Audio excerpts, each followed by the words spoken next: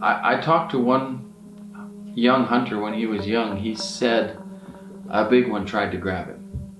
He says he fired 3 shots to turn it. It ran across a clearing towards him screaming, and he was just a kid.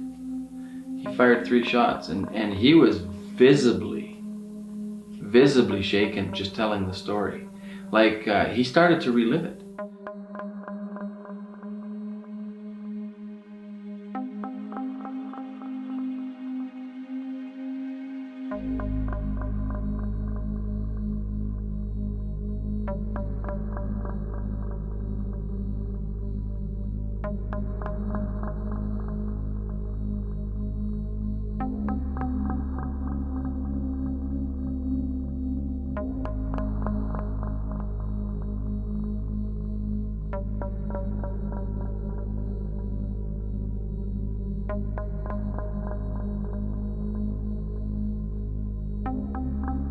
They wait, half an hour goes by, nothing. And they say, okay, that's it, let's go to bed. Well, they go to bed, they just zip up the tent, get in their sleeping bags, when he said all hell breaks loose, almost right beside the tent, just in the bush. And he said it was comparable. He did an impression for me, and I instantly said to him, that sounded just like the Sierra sounds. It continued for a while, then it stopped, and then all of a sudden, you know, an hour later, a rock gets thrown at the tent, like a pebble, but you know, and he said it was just all night long till about 5 in the morning, when all of a sudden you could hear this thing just walk away. There was one young child in Georgia, it's in the BFRO database, was returned to his parents many years ago when he was lost. And he said he would not have found his way out until, he said a large female being covered in hair picked him up, comforted him, and carried him back to his parents. I heard another story about a man fishing with his young daughter. She fell in the water and one jumped out and put her back on the bank and ran away. But it put her on the wrong side of the river. So he had a heck of a time getting across to get her. You know, so there's a lot of stories like that. I mean, you know, just as much as you hear the bad ones, you can hear a few good ones if you look. You know, if you look.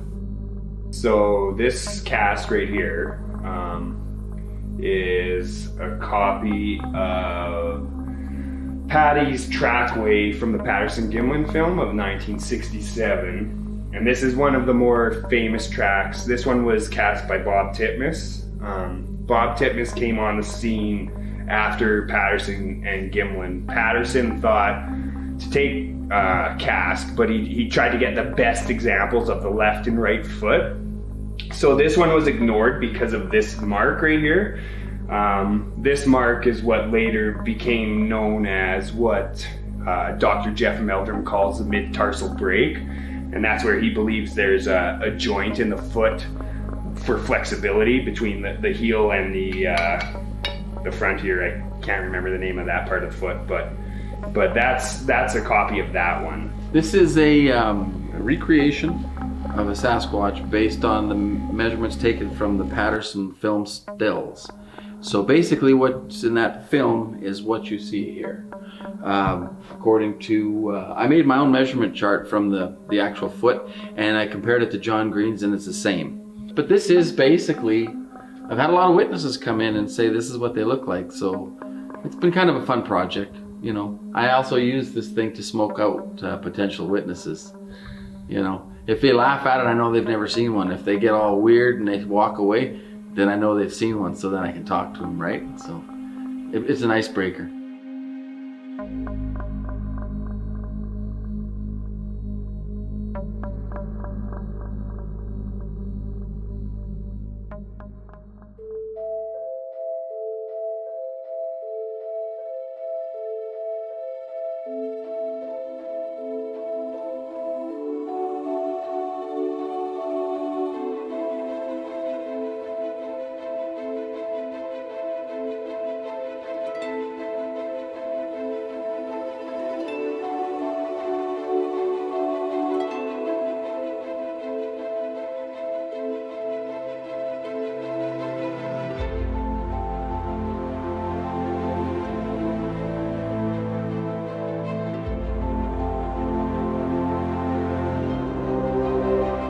Just started my trek.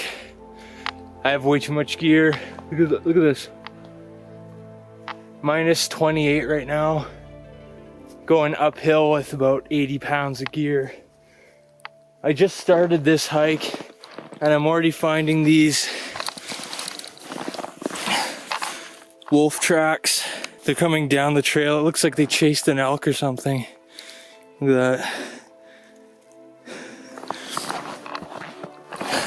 It's a big dog. Tell you what, I'm very glad I brought my 12 gauge with me. It's worth packing the extra weight, in my opinion. If I'm running into stuff like this already, who knows what's up at the top. So I was hiking up this hill and I came across this pre-made lean-to shelter, and that is a bingo, if I do say so myself. Saves me a lot of work. I didn't get as far as I wanted to go to today, just because I'm losing light fast and I don't want to get caught on the side of this mountain in the dark with no camp. So basically what I'm doing right now is gathering wood to make a fire. I want to get warm, I want to get all my gear thawed out and hunker in for the night, see if we can maybe lure something in here, see what we can attract. This is the real world. This is the world nobody thinks about when they're in the city. Everyone's all caught up in their lives and going to work and coming home from work and having dinner, going to bed and doing the same thing over again the next day and the next day and the next day. When you come out here to places like this to see, you know, what the world is actually made of, you really get a sense of what it could be like to, you know, have to survive in a place like this. Like if the Sasquatch exists, it has to survive out here. And it does it with no equipment. Like I have a bunch of gear. I can't imagine doing it with absolutely nothing. You really figure out what you're made of when you come out to places like this.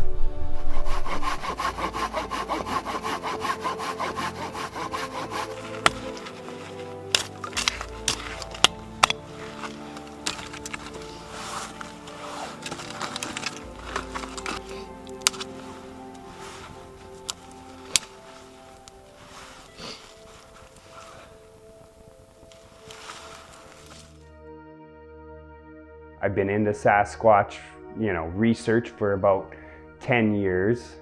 My first interest in the subject, of course, started as a little kid. My grandpa had some old John Green books and I remember, you know, looking through them in his basement and just kind of being quite intrigued by the whole notion of it. And that kind of continued into teenager years and stuff, but never to the point where I thought, I'm gonna go look for this thing.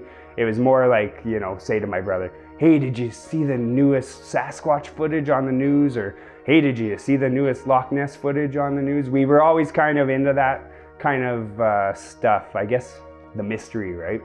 Mystery really got me. So that's how I first kind of got into it. I guess I was kind of into it all my life, but then I don't know, one day I just started looking into it more, and I come across this organization in Western Canada, the Western Canadian Sasquatch Research Organization, or WCSRO for short. When I first got really involved and active in the actual search, was with the WCSRO, and the main guy I really became friends with, Roman Forchek. He had a incident happen to him at Ram River Falls, right at the campground there. And that was actually kind of a hot spot about 10, 15 years ago. There seemed to be a lot of reports coming in. So he asked me to go out with him. He'd had this encounter the previous summer. And I said, sure, let's go. So we went out there, and we just happened to meet some other guys just from the WCSRO who just happened to be there, right? I mean, it was the hot spot, so people were going there. So we got talking to them, and we went and sat by their fire, and we were all sitting there. It was maybe 10 o'clock at night, and we were just, you know, BSing and whatnot. And out of the canyon, we heard this, I don't want to say a howl, but it was like a scream, you know, this really loud scream. And you know, I've spent quite a bit of time in the bush. Roman had, these other guys had, and all of us went, what the hell was that? Like none of us could identify it right off the bat. So we were all sitting there kind of, ooh, what was that, you know? And then we sat there for about 20 minutes and Roman and myself said, well, we're gonna go back to our site and see what happens. So we left them at their site. The funny thing was they were with like their families and stuff. They weren't even there researching, they were just there camping. And so Roman and I went back to our site, and our site happened to be the very back ring of the campground, right up against the deep forest, and it was where he'd had his encounter.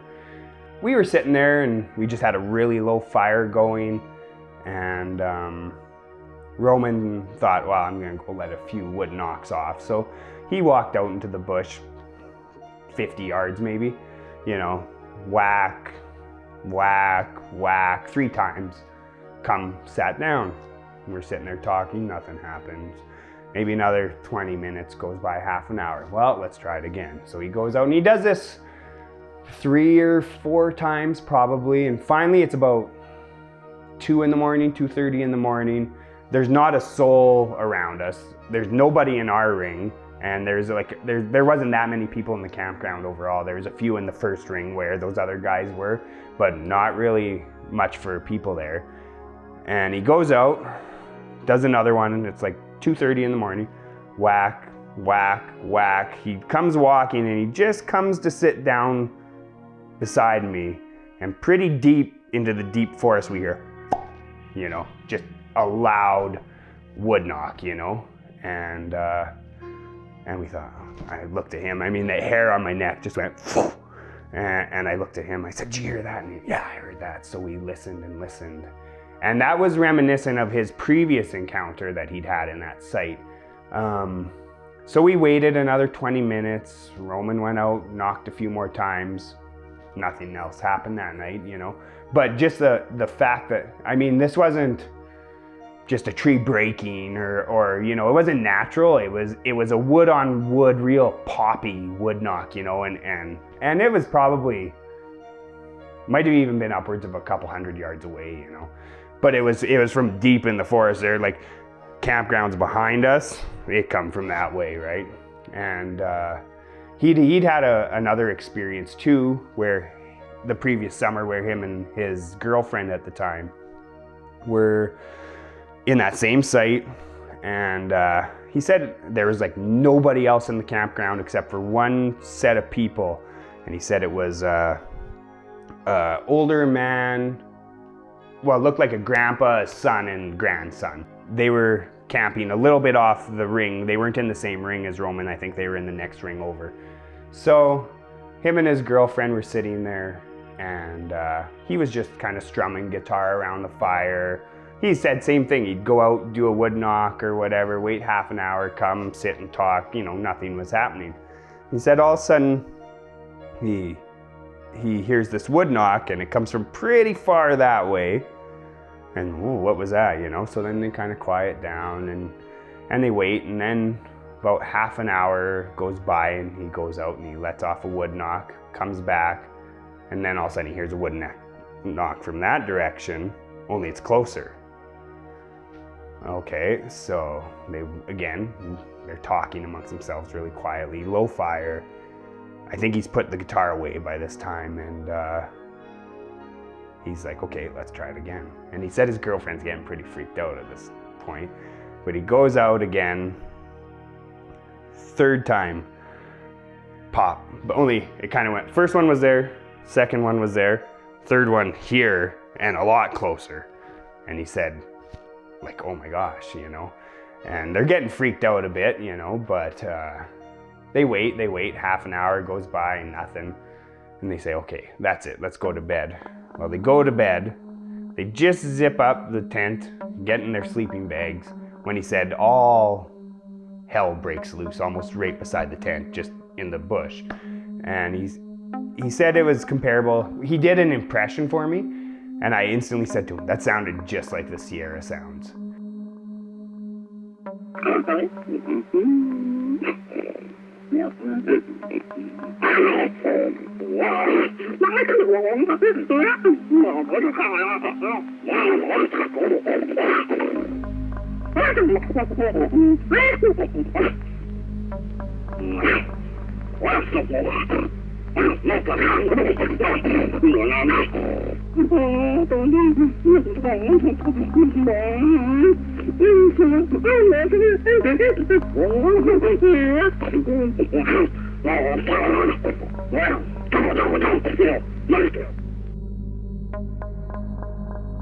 It continued for a while, then it stopped, and then all of a sudden, you know, an hour later, a rock gets thrown at the tent, like a pebble, but you know, and he said it was just all night long till about 5 in the morning, when all of a sudden you could hear this thing just walk away.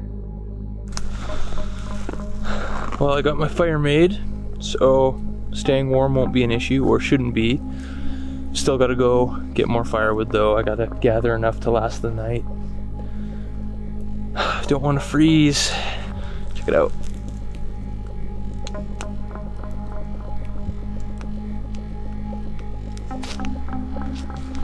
Pretty sweet. I'm just trying to thaw out my gear and some of my snacks. They're getting really hard. And the tripod head that I brought is really, really like frozen. I can't even like tilt it or pan it. So I'm trying to thaw that out too. But yeah. I have to make my bed, gather that firewood, and then I can settle in, maybe walk off, see if I can find any kind of evidence around here. Haven't heard anything yet. It's just dead quiet. So, we'll see what happens.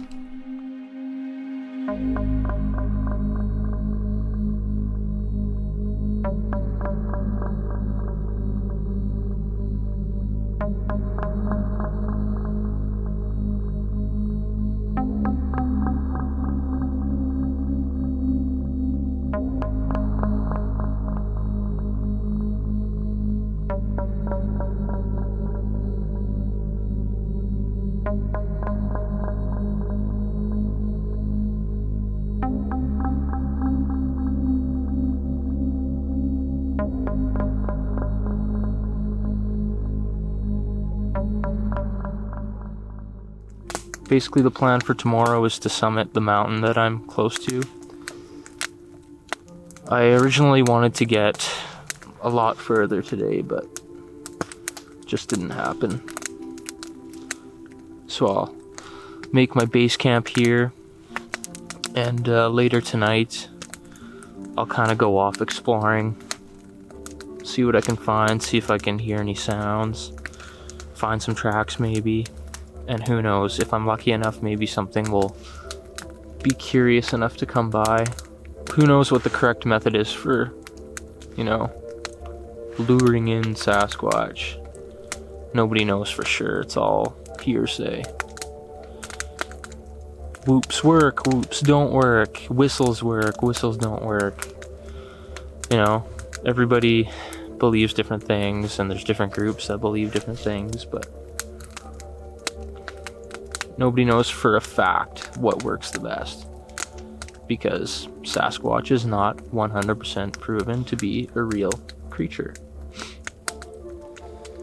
It's pitch black out here. Like, I can't see a thing unless I turn my headlamp on. But it's super creepy out. And it's just an odd feeling being out here right now.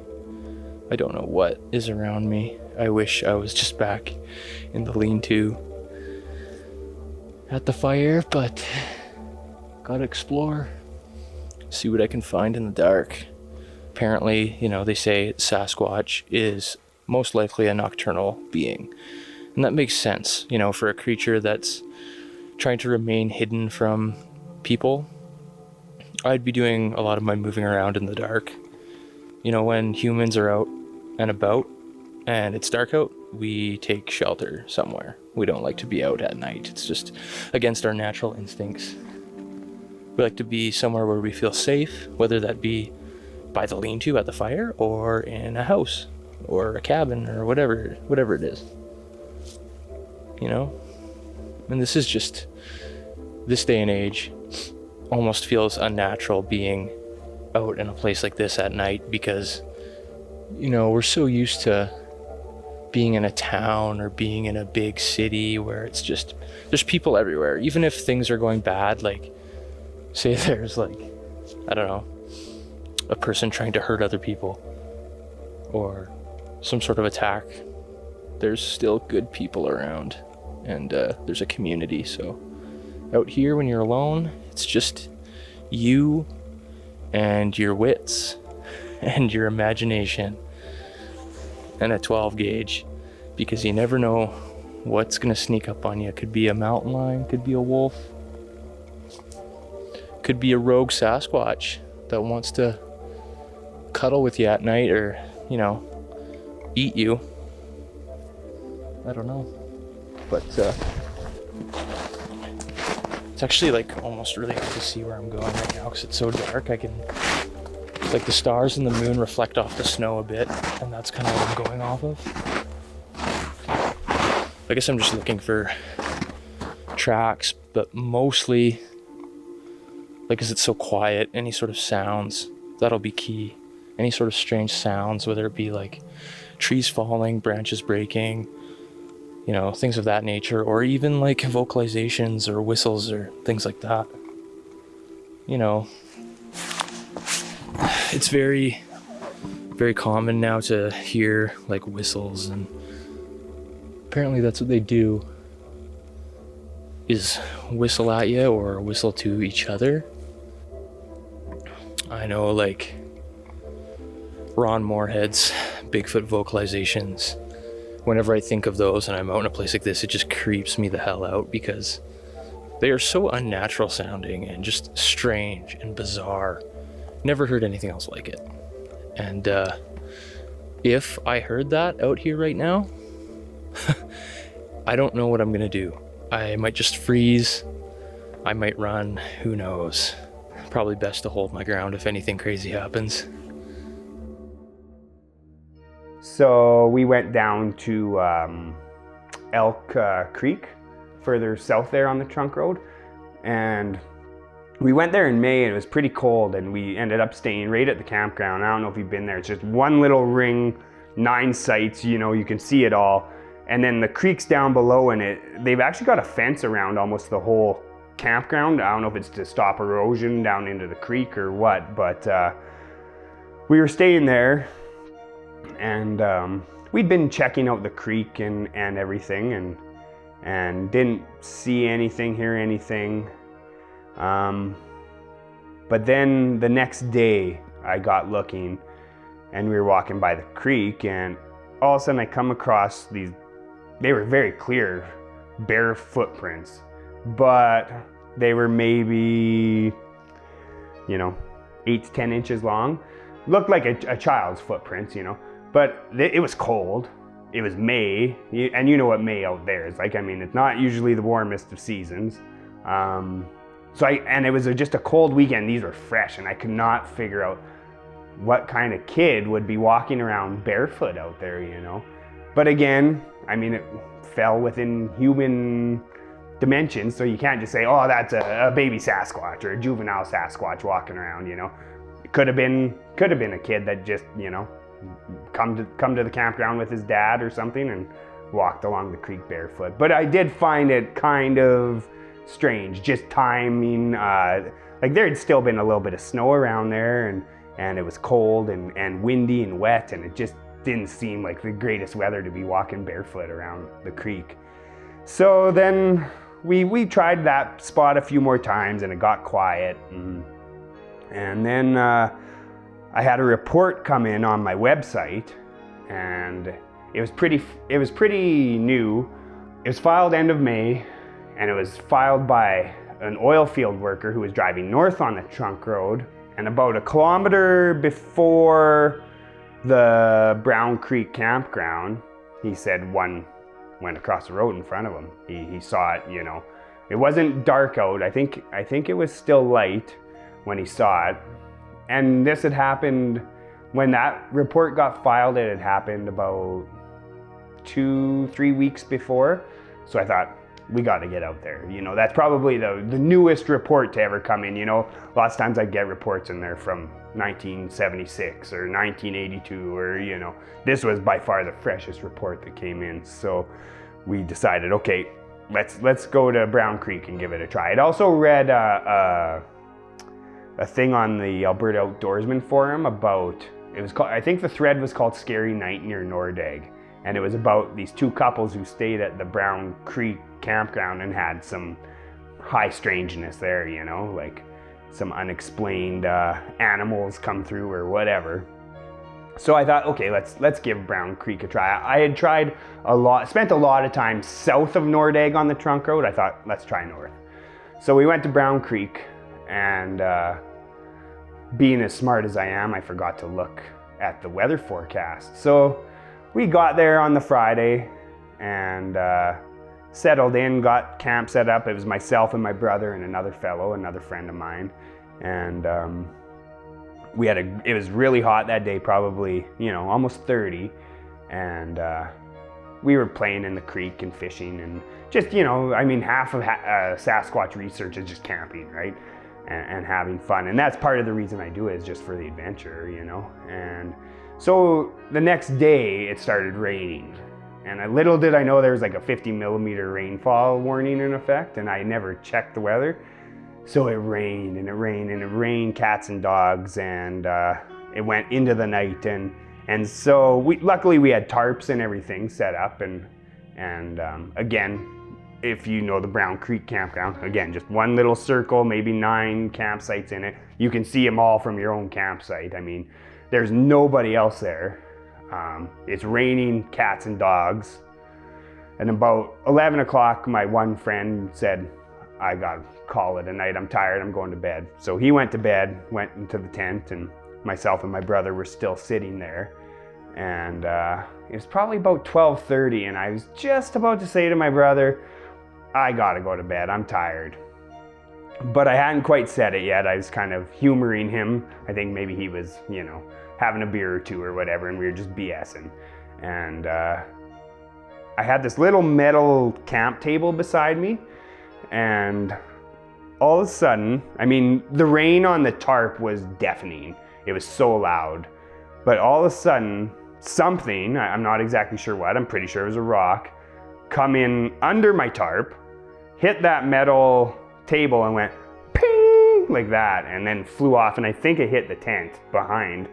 And it took me a second to realize what happened, but in the meantime, my brother jumps up and says, was that a rock that just hit that table? And yeah, I think so. And he grabbed a spotlight and instantly spotlighted the direction we thought it come from. But whatever it was, it had to have come underneath our tarp, right? And our tarp was maybe 5 feet at its lowest point. So somehow this thing come under, hit the metal table and flew away.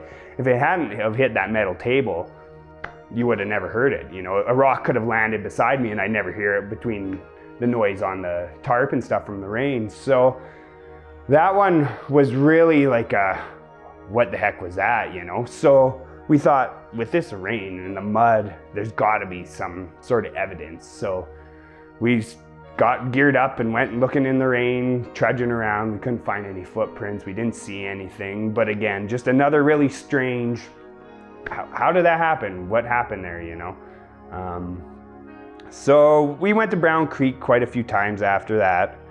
I even met one of the camp kind of janitor guys who comes around to all the different camps and cleans them up and stuff. And I got talking to him, and he was from up at Hinton. And I said to him, this was the day after this happened. I said to him, yeah, we had something really strange happen last night. And he kind of gave me this look, and I said, we had a rock come flying into our camp last night. And he said, oh, doesn't surprise me.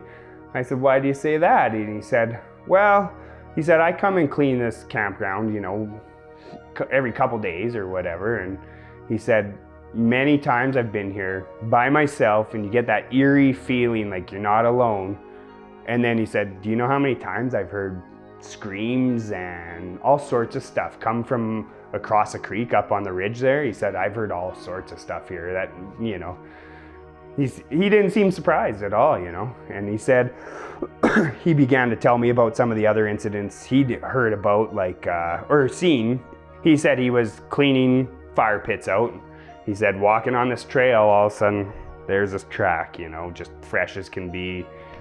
He said, no doubt about it, it was a Sasquatch print. He said, nobody faked that, nobody, you know.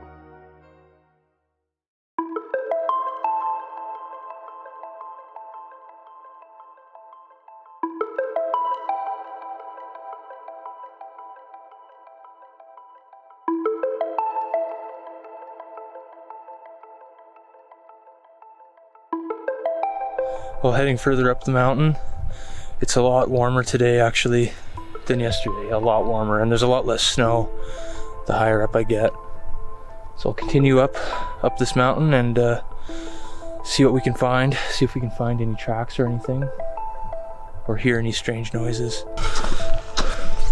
Got my crampons on, gives me lots of extra traction in the snow. Because I'm alone, I don't want to take any chances. I want to be a bit more sure-footed. Don't want to slip and hurt myself in any way, break an ankle, things of that nature. So crampons, good idea. Also got my mountain axe in case I have to arrest if I fall. Stop myself from sliding down the mountain.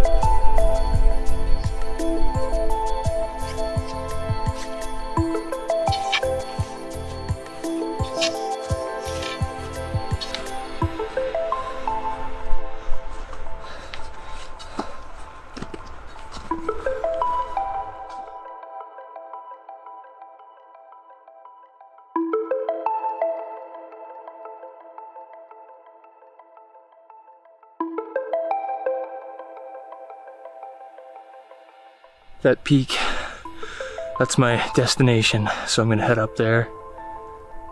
It looks extremely windy and cold. You can see the snow blowing around up there.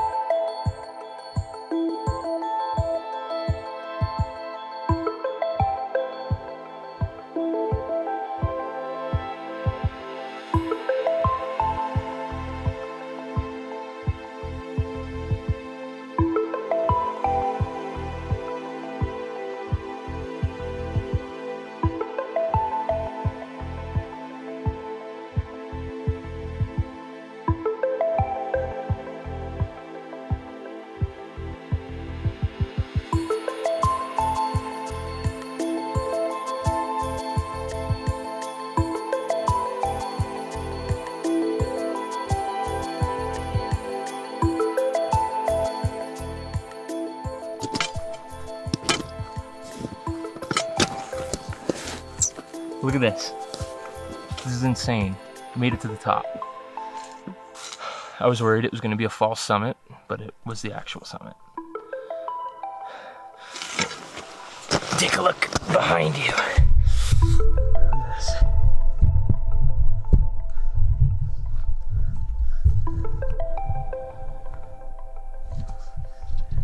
Just wilderness.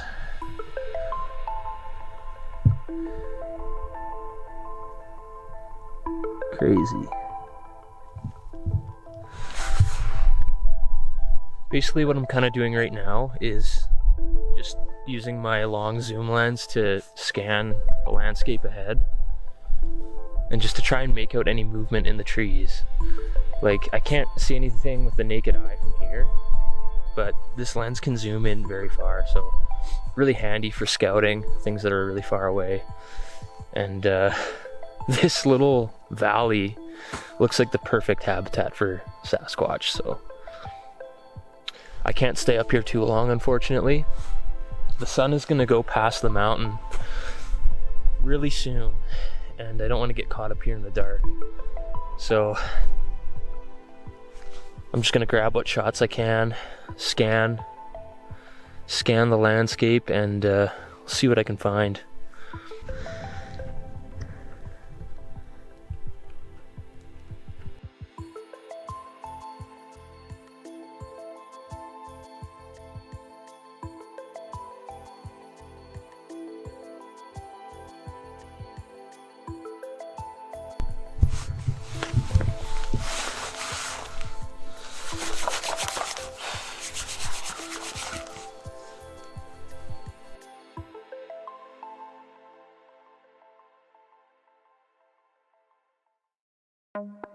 For me, if this creature is real, first of all, I think it's flesh and blood. I don't think it's a paranormal type entity. I don't think there's I don't think it can switch dimensions. I don't think anything like that, right? I think this is a flesh and blood creature.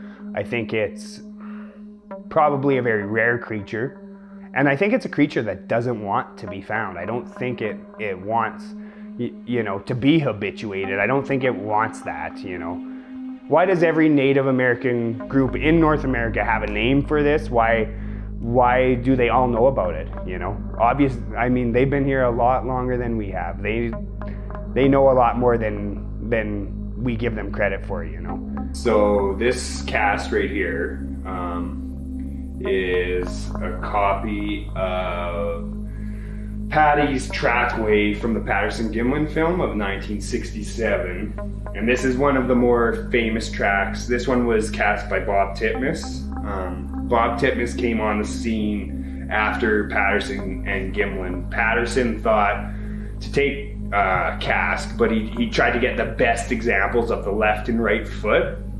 So this one was ignored because of this mark right here.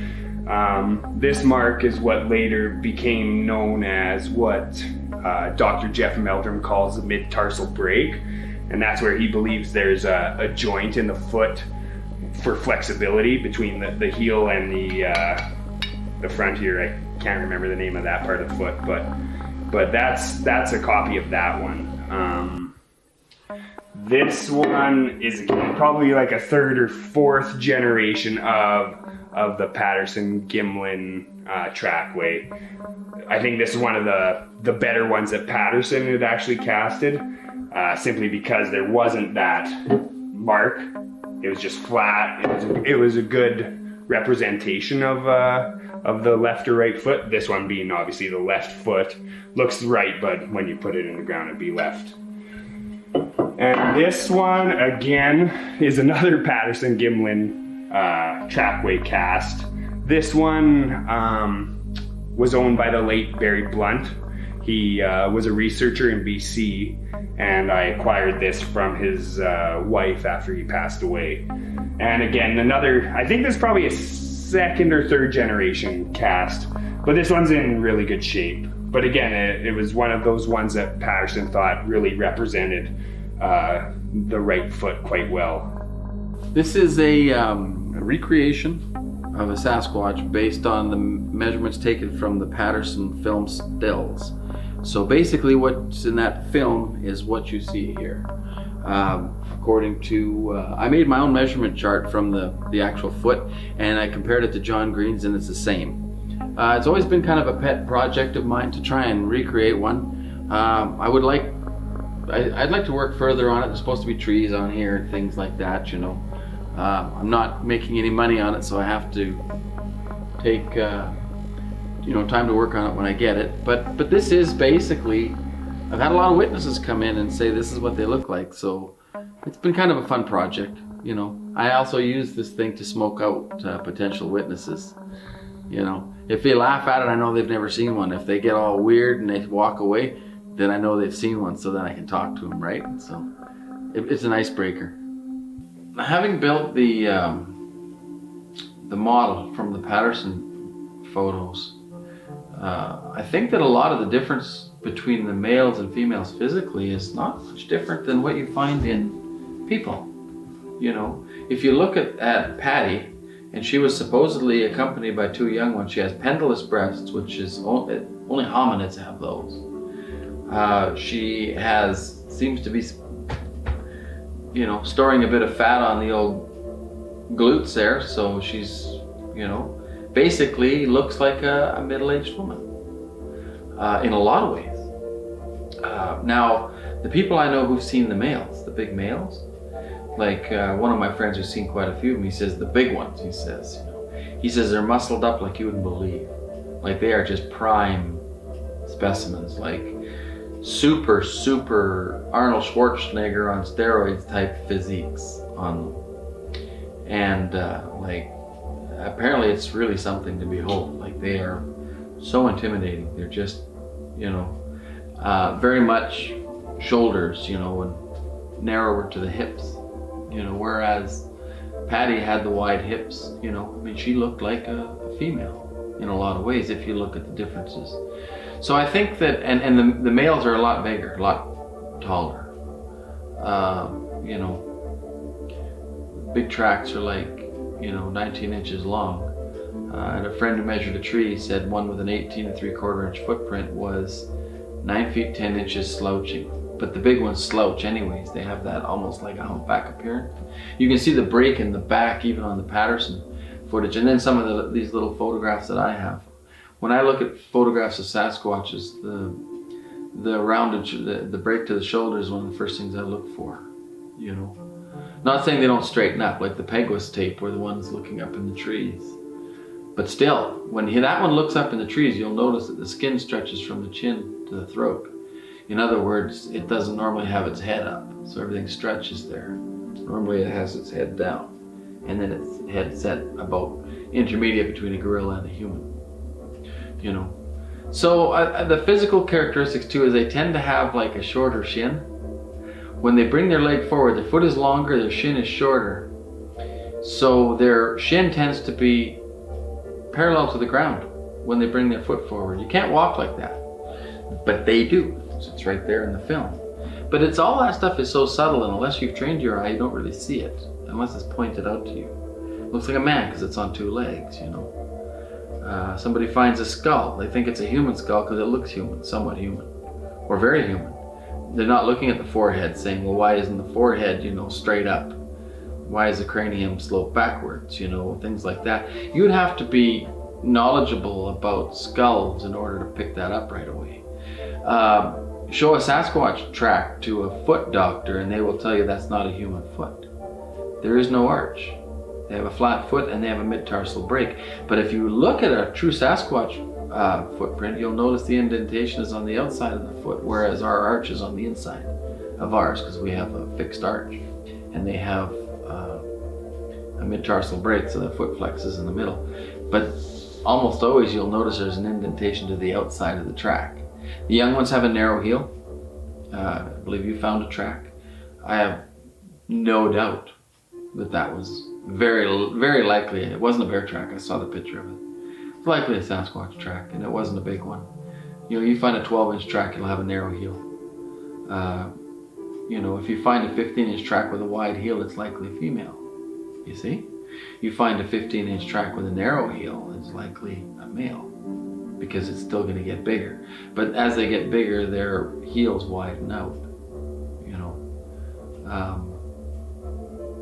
But you know, the whole thing about talking like that is people have already made up their mind they don't exist, so they think you're just reaching up and pulling this stuff out of the air, you know.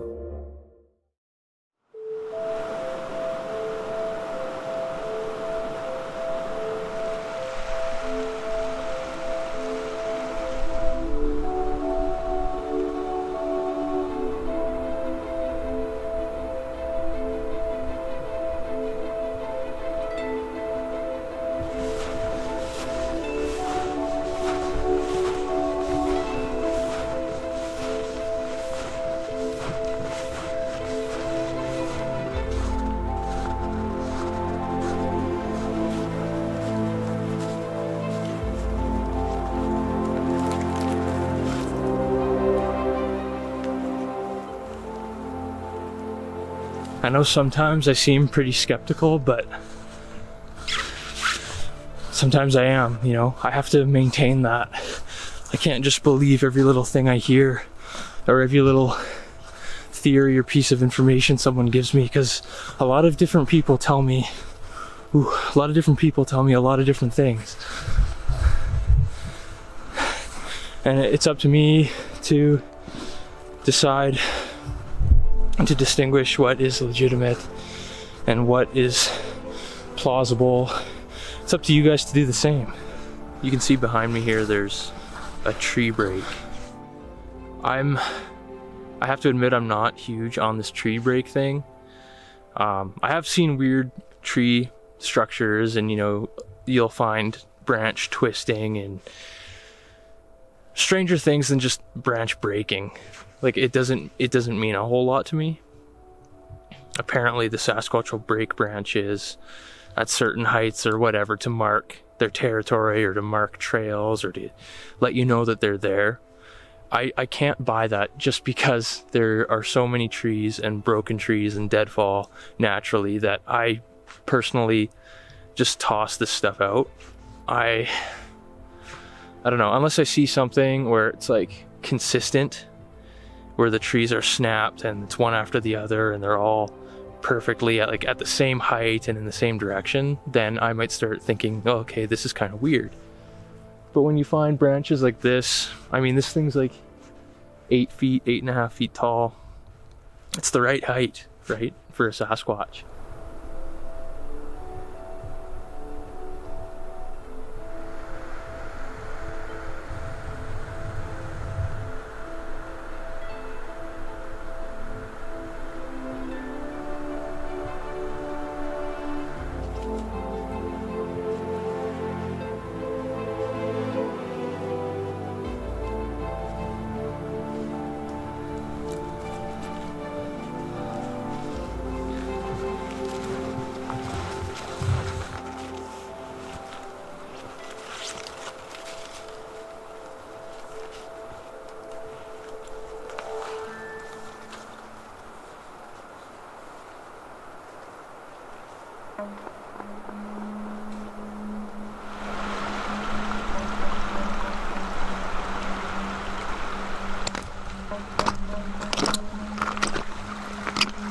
If you look through the history, everybody says, yeah, well, nobody knew what a Sasquatch was till those guys made those fake tracks.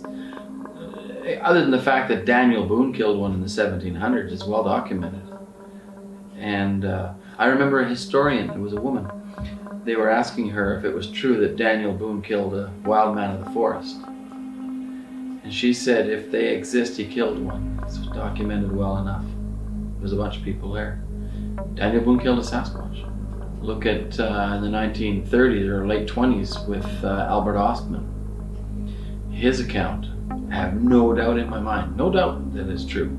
Now, the reason that I believe the Albert Ostman account is because, mostly because he was a Swede. That's gonna sound funny, but I lived in Norway for 5 years, and I've been dealing with Scandinavians through my outfitting business for like 15, 20 years. I speak Norwegian. You know, you get an old guard Scandinavian person, they're not gonna lie to you. They're the most honest people you'll ever meet. You know, and they asked him on his deathbed, did that really happen? You know, make your peace with God, etc., etc. He said, yeah, it happened. Anybody who's followed the Iceman story from the Minnesota Iceman, apparently the man who owned that supposed Sasquatch that was in ice was a religious person, and he didn't want it being verified because it would go against the Bible. Now that makes sense for that time and that day and those people. That's an interesting story. I actually saw that when I was a kid when it came to Canada, and it was actually seized at the border because there was cracks in the ice and there's the smell of decaying flesh, so it was seized. And it was actually Walter Mondale, who ran for president from Minnesota, who was the guy who got it out of Hawk and let it carry on through its Canadian tour. Think about that for a minute, because it was a wealthy lawyer who apparently killed that Sasquatch in Minnesota. And then it was given to a team of scientists who released their findings saying that it was a Neanderthal or some sort of a prehistoric man. And the owner had threatened, if they had done such a thing, to dump it in the ocean. It's an interesting story. I gotta pick up the book and read it. But I think that was a time when we were close to proving it. Somebody else who was going through letters in archives was able to find a letter that was sent to somebody, an American, who went on to the Sir Edmund Hillary's search for the Yeti. And the guy had a letter, the American, how to cover the story up or how to make sure that the information didn't get out if they did find one. And they likened it to what they're doing to the Sasquatch in North America. And which shows that letter was a great find. Shows that there was some sort of infiltration of the scientific community.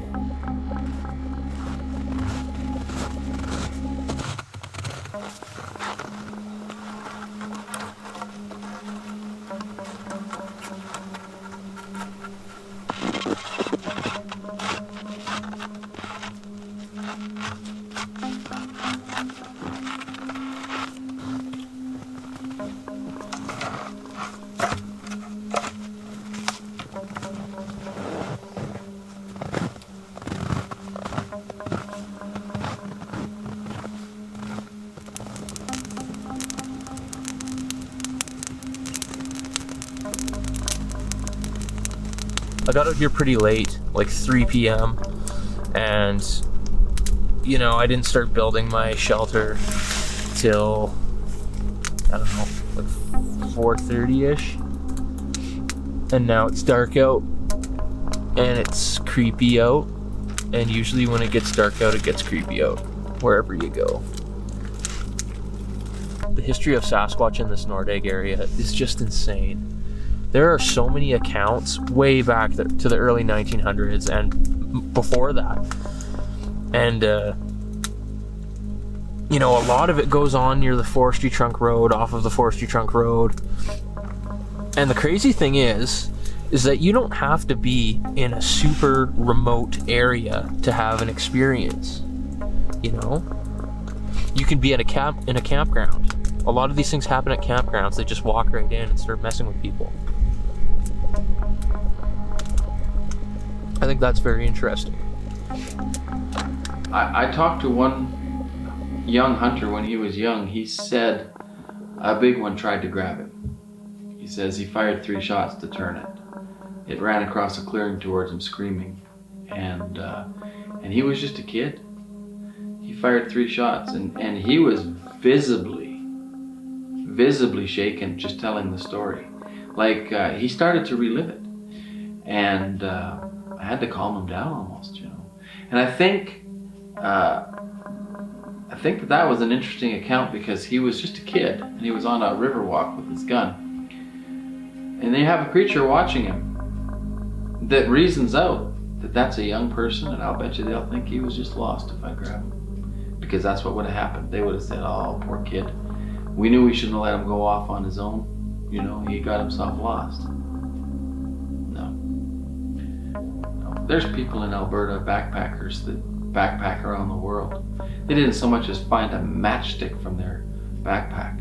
Everything's gone, like just vanished, you know. In areas where I know, well, the BFR will tell you there's Sasquatches in those areas. So, although I think that it's extremely rare, I think that they can be very dangerous. That being said, if you go through the anecdotes, there is a number of anecdotes where people were actually saved by them, which I also find very interesting. It shows a type of compassion. You know, one hunter said he fell and broke his leg and a big one picked him up and carried him out and put him on the road. Now, I don't think that was compassion as much as he broke his leg a little too close to where that thing had his kids stashed. But young children, there was one young child in Georgia, it's in the BFRO database, was returned to his parents many, many, many years ago when he was lost. And he said he would not have found his way out until, he said a large female being covered in hair picked him up, comforted him, and carried him back to his parents. I heard another story about a man fishing with his young daughter. She fell in the water, and one jumped out and put her back on the bank and ran away. But it put her on the wrong side of the river. She had a heck of a time getting across to get her. So there's a lot of stories like that. I mean, just as much as you hear the bad ones, you can hear a few good ones if you look. If you look. I mean, there's people probably sitting there right now, how come I haven't heard any of the stories, right? Well, a lot of guys want to know why they haven't shot a giant deer too. That's because you're on the couch when I'm out in the bush. You gotta go to these things. If you look through the mountains of information on the Sasquatch subject, you'd be surprised what you'll find. And once you open your mind to it, and you're not going to chastise people, you'll be able to get accounts out of the odd person. At least that's been my experience. I've had people look at me real carefully when I ask them, and they're measuring on whether or not I'm going to believe them or if I'm pulling their leg. And once they realize I'm serious, it's amazing what comes out of people. A lot of people see them. Lots. It was end of September, it was snowing, and I was in my outfitter tent with my brother, and then my friend Dave and his fiance were in their outfitter tent beside us. And it was about 3 a.m. probably, and my brother woke me up and he said, "Rob, did you hear that?" And I was in the middle of sleeping. No, what? He said, "I heard a knock. Actually, I've heard a few knocks." And I said, "Oh, well, okay." I kind of come to, and he said, "Just listen." So we were just sitting there listening, and all of a sudden, pop, there's a knock, and it's across a creek, but pretty close, and you can hear it. And my brother said, "Did you hear that?" And I went, "Yeah." So we listen, and about 2 minutes later, there's a knock, but now it's from completely different way behind us. He says, "Did you hear that?" "Yeah, of course I heard it." So now we're, sitting there just listening. So there's that knock, then that knock. Then a couple minutes later, another knock from that direction. And then a couple minutes later, another knock from that direction. So I heard 4 total knocks that night, and my brother heard 3. And they were all pretty close to camp, middle of the night. I mean, this is nobody's out there. This is the middle of nowhere. You've been to that area. You know how remote it is, But again, can I prove that it was a Sasquatch? No, Another time, again, I don't know, maybe I'll be there, nothing will happen. I pack up, and all of a sudden stuff starts to happen. Again, packed up another time we're there, my friend and myself, and we go. I said, "Let's go pick up my trail cameras before we go. We'll go hike and go do that." So we go to cross a creek, and the creek is there's like a gully there where that creek is, and we just get down to jump over the creek when up above in that same area once again, we just hear, it sounds like somebody pushed a tree over, just crash, and holy cow, what was that? And we run up the side hill, look around, don't see anything, but it was just so pronounced, like an actual tree falling in the forest kind of thing, but we couldn't see anything that had been uprooted or moved or anything. There's just been lots of little things like that, just enough to keep your interest peaked, to keep you coming back. Again, like whistles in the middle of the night, I know there's owls and there's birds that will make noise in the middle of the night, but it always comes from that same area, and you hear at midnight, it gets your attention. What is that? Maybe it is just a bird, maybe it is some other animal, but enough to keep you interested, enough to keep you coming back for more, So I'm kind of addicted to that spot now after what's happened. And then there's the structures. Yeah, tell me more about the structure. Well, okay, I guess this spot, a little bit has to be explained. This spot is an old logging road it's a small branch off of a main road. Nobody, I don't think, really goes in there at all. It's a dead-end road. There's a berm at the end. And as you're driving down the road, if you're paying close enough attention, the first one you see is on the left. These things are so intricate, like, you know, gigantic trees in a huge teepee style, but then you'll see a tree just completely hanging in the middle of it, balanced, not touching ground at all on either end, you know? And then you start trying to figure out, okay, if this tree fell on this one, okay, that might work. But then how did that one get woven in through there, you know, that kind of thing? So the first time I saw that first structure was the first time I went out there, and I was blown away by it. I thought, what did this? Now, could man have made it? I don't think me and you could go out there and just throw these together and make a structure, you know, especially the suspended. I mean, that thing had to weigh 200 or 300 pounds at least, and it's 10 feet in the air, you know. It's very interesting with the tree structures, and I'll tell you my experience with it. I was already in an area looking for Sasquatches that my friends had taken me to when I spotted the first tree structure. Now, the only reason that I recognized it while we were skidooing past it was because of my research online. There was all of these tree structures from Florida to Alaska. The people, you know, researchers saying is you'll find these structures if you're in an area that has Sasquatches. Well, they basically correlated exactly. Like, the people who took me in there didn't find the tree structures. I did. I found those. And I took another fellow in there, and he knew a little bit about them as well, and we found a bunch more. And then I found another area out there with some amazing ones.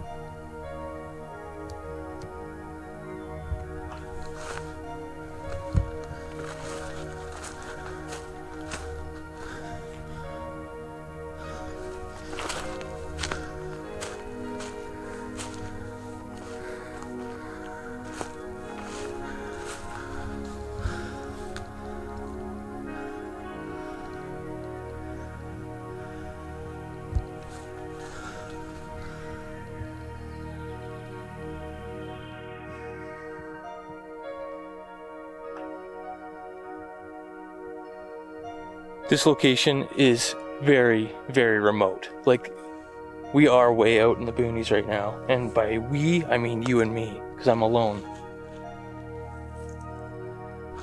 Apparently there's another one really close to the camp area.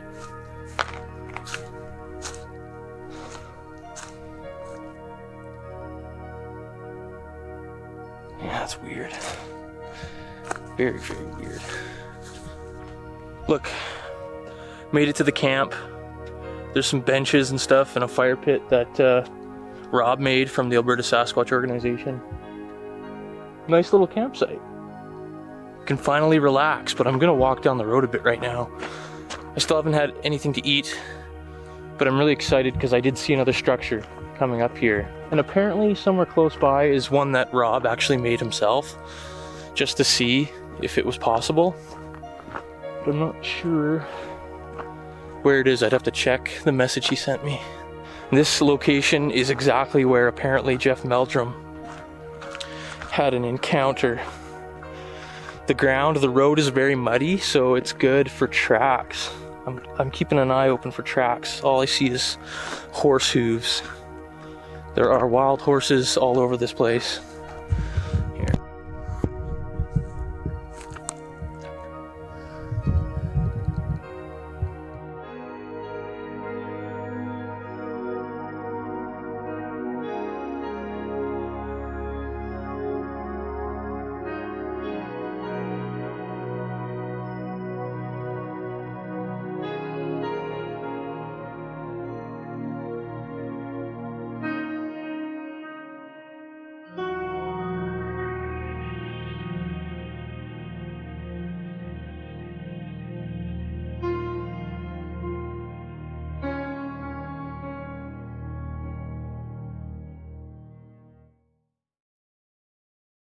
when you see the intricacies of these things, it's hard to just explain it off, you know, snow loads and, you know, that kind of stuff. Then there's another smaller structure to the right near the end of the road, which is where we always camp. It's more like a standing tree with some that are kind of, it almost looks like a lean-to in a sense. That one, I think people could have made that one. Did they? Who knows? There's some odder, smaller ones that definitely people could have made, and with the number of researchers that have been in there, maybe people did make them, but they look like they've been there for a long time too. That's another thing, like these structures look like they've been there for a decade or more, you know. And then probably the most famous structure, it's another really intricate one. I wouldn't say the logs aren't quite as big as that first one, but again, you have this suspended log in the middle that, like, you could go play on the one end and it stays there, you know. But some of these logs, the actual, it's not like, okay, here's the base, here's the tip of the tree, and it went like that. These things are actually flipped around so that the tip of the tree is in the ground and the base is up into the structure, you know. How does that happen, you know? Again, it's really hard to explain it away. And that one's even further into the trees and a little bit more hidden. Like if you were driving by, you might not necessarily see that one. And then quadding around the area and stuff, we found all sorts of possible structures. None quite as impressive as those two main structures, but all sorts of strange structures, all sorts of strange tree breaks. Like, again, I know tree breaks could easily be snow loads, could be a moose just trying to get up to the top of a you know, small sapling and trying to get the green off the top or something, and it bowls it over and breaks it, you know. But a lot of them are like, you know, 6, 7, 8 feet, and it looks like something's just went snap, you know. All sorts of that. There is also, which I found really strange, but again, it's on the side of the road, so maybe it was just placed like that. But there's 2 spots where you have upside down trees in the dirt, like roots are up top and it's upside down. And if you've ever read Robert Alley's book, Raincoast Sasquatch, about up in Alaska, about the upside down trees there, it's like that, but on a smaller scale. These aren't like, you know, huge trees, they're, you know, more like that. They weren't lying when they said these things were really strange and hard to explain. They certainly are weird, especially this far out. Like, yes, it's along a road. The road crew who built this road could have made them when they were clearing this out. You know, all that logging equipment has incredibly strong hydraulic systems, and they could rip a tree out of the ground, spin it upside down, and jam it right into the soil if they wanted to.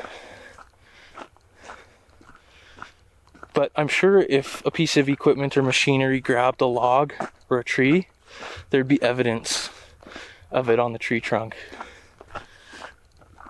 And these trees don't look very damaged at all. There's no way that was natural. There's no way this is natural. Check this out.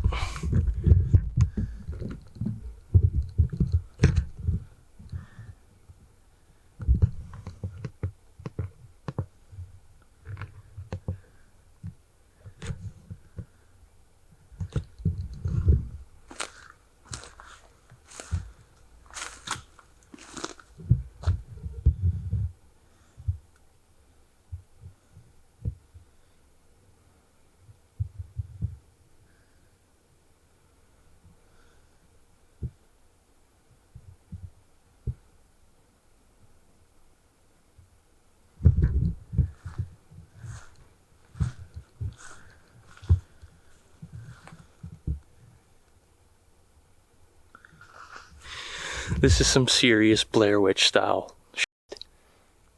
Like, They're really weaved in there in a weird way, though.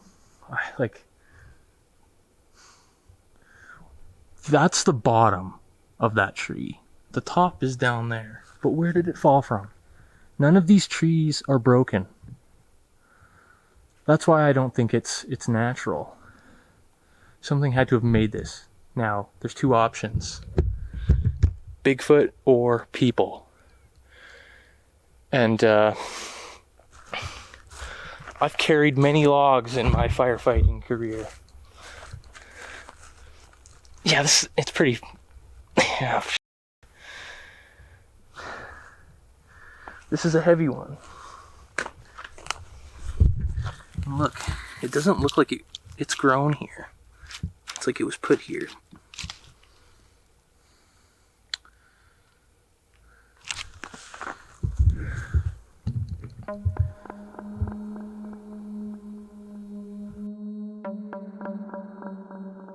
They're eerie. There's something strange about them. The hair on your neck just kind of goes up. So the majority of my research out there, that I've been doing, a lot of it is just taking apples, taking bananas, putting them on the structures and just, I guess, trying to gift them to whatever may be out there. And I used to always put cameras on the structures with the apples. And whenever I did that, nothing would happen. No apples would go missing, nothing would happen. I'd have them there for a weekend, nothing would happen. Have them there for extended stay when I'm there for a week, nothing would happen. The second I stopped putting cameras there, they disappeared. Whether it was apples, whether it was bananas, all of a sudden they're just gone, Or you go back the next day, check it out, and let's say you put 10 apples there, well, there's only 5 left. There's none on the ground. There's none that's rolled away. I know a lot of creatures could be responsible for that, but I found it really strange that whenever I had cameras, nothing would disappear, and as soon as I took the cameras off, something happened, It's only going to take a body or a skull would work. I've talked to biologists about this, and they said you can, but you can't, you have to have one or the other, a whole body or a skull. A lot of these people will tell you the DNA came back human. Well, of course it did. If a chimpanzee is only like 2 turns from a human, imagine how close these guys are. They're a hominid. If you do just a basic test, it'll come out as human always. It has to. It's going to take a body, but it'd be a shame for somebody to kill one. But that being said, they get killed often. Or not often, but they do get killed. And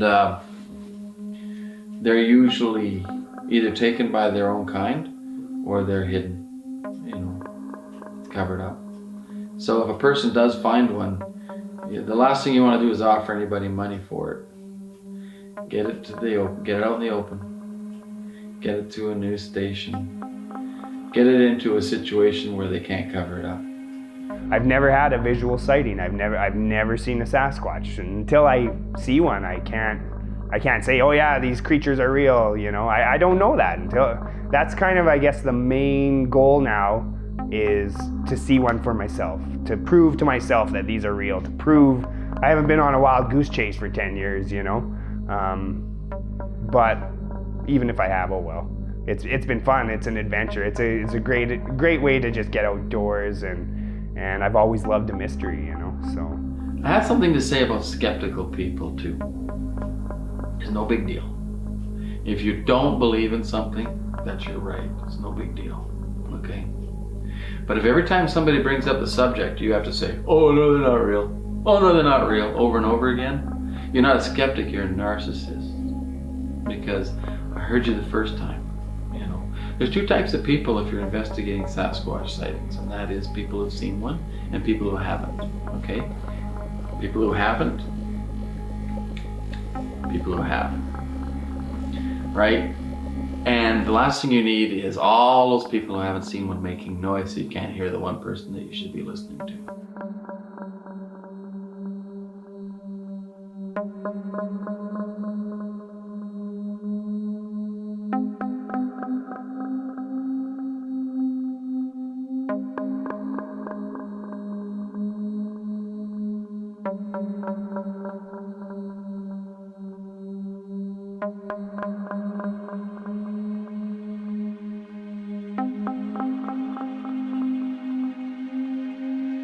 Bye.